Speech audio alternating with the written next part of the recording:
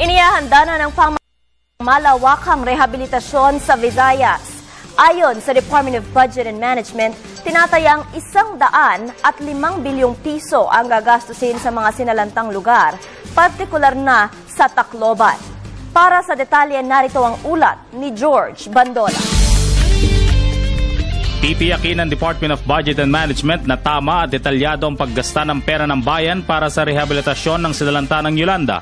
Sabi ni DBM Secretary Butch Abad, 105 billion pesos ang kakailanganing pondo para sa recovery ng mga probinsya ng Leyte, Samar, Tacloban City, Cebu at Eastern Samar.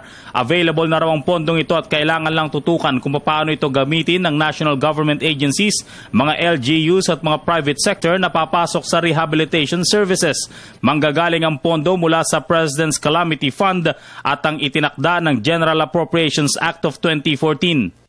We will launch what is called the Open Reconstruction Portal on June 1, so that all the projects and the funds to which will fund those projects, you will be able to see in the website, how much money is there, what are the projects that are funded, what is the progress of those projects, how much more money is needed. So we will be launching that. Ayon kay Secretary Abad, ang pondo ay maaaring ibigay ng diretso sa mga LGU o di kaya sa mga line agencies na direktang magpapatayo ng mga struktura at programang nararapat sa recovery ng mga nasalanta.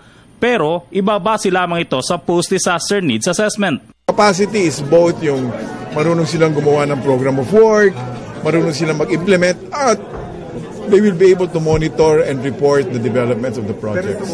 Kabilang dito ang pagpapatayo ng mga NIPA huts at pagkakaloob ng livelihood kits sa mga naapektuhan sa Samar at Leyte, habang mga disaster-resilient housing naman ang pangungunahang itayo ng National Housing Authority.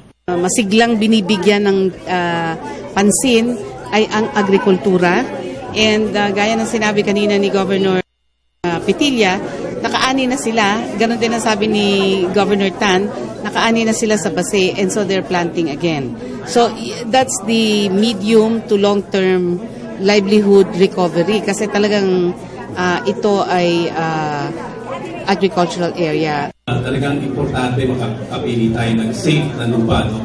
Hindi lang basta lupa, alam nyo, we have to clear it with the EMP or geohazard clearance, saka sa DOST para sa we can be sure that all of the resettlement sites that we will be constructing are all in safe areas.